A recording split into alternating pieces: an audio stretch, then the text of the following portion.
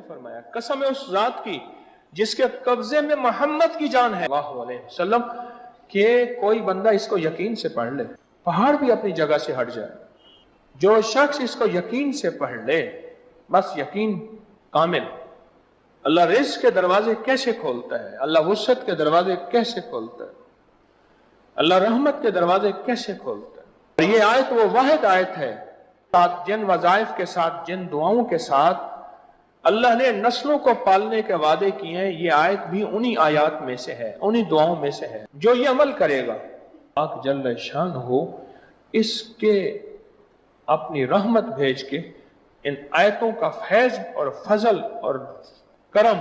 और बरकत भेज के अल्लाह उससे वो अजाब बला टाल के इसकी तरफ और इसकी नस्लों की तरफ रहमतों को मुतवज्जे फरमा देते हैं, बरकतों को मुतवज्जे फरमा देते हैं।